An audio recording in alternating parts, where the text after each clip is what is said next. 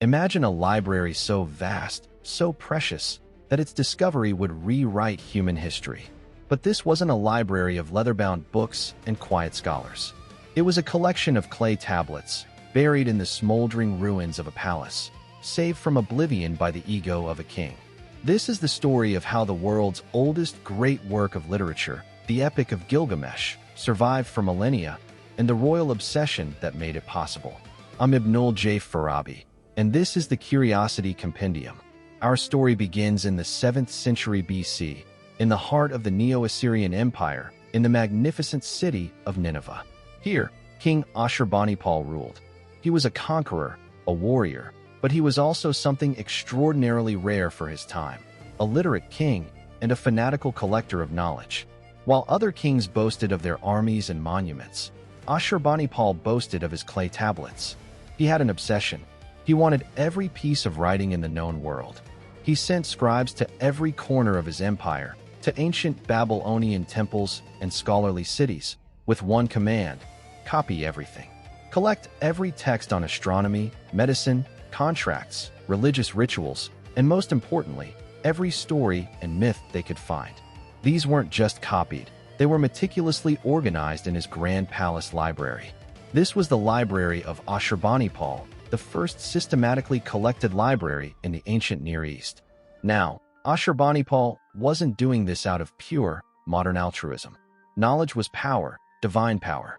He believed that by possessing the secrets of the universe, the rituals to appease the gods, and the wisdom of the ancients, he could rule more effectively and secure his legacy. His ego wanted to be the keeper of all wisdom. But in doing so, he accidentally became history's greatest librarian. Because shortly after his death, the unthinkable happened. The Assyrian Empire fell. Nineveh was sacked, burned, and razed to the ground by a coalition of its enemies. The magnificent palace, and the library within it, was buried under ash and rubble. For over 2,000 years, it lay forgotten. Then, in the mid-19th century, archaeologists digging at the mound that was Nineveh, in modern-day Iraq, began to uncover something astonishing. They found room after room filled with broken clay tablets, tens of thousands of them. These were the charred remains of Ashurbanipal's library. The fire that destroyed the palace had actually baked and preserved the clay tablets, making them more durable. Among these countless fragments, scholars began the painstaking work of deciphering the cuneiform script. And one day, a man named George Smith, working at the British Museum, was piecing together a particular set of fragments.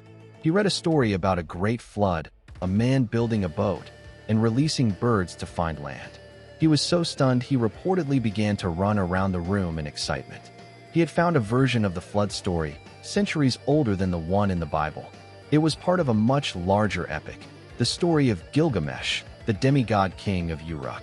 This was the moment the Epic of Gilgamesh returned to humanity. A poem about friendship, mortality, and the search for meaning, lost for over 2 millennia, was now readable again. And we only have it because one king, centuries before, wanted a copy of every story for his own personal collection. Without Ashurbanipal's obsessive compulsion to gather, this cornerstone of our literary heritage might have been lost forever. It makes me think about the nature of preservation. Sometimes, the things that last aren't saved by selfless heroes, but by flawed, ambitious individuals with motives of their own. Ashurbanipal wanted to cement his own power and glory for eternity. In a way, he succeeded, but not in the manner he imagined. We don't remember him primarily for his battles or his empire's borders. We remember him as the man who saved the stories. His desire to possess knowledge ended up gifting it to a future he could never have conceived. It's a humbling reminder that legacy is a strange, unpredictable thing. What we set out to build is rarely what endures, but the fragments we save for ourselves can become the foundation for another world's understanding. For the Curiosity Compendium, I'm Ibnul J. Farabi. This episode was produced by Light Knot Studios. You can find more of our stories at lightknotstudios.com. Thank you for listening.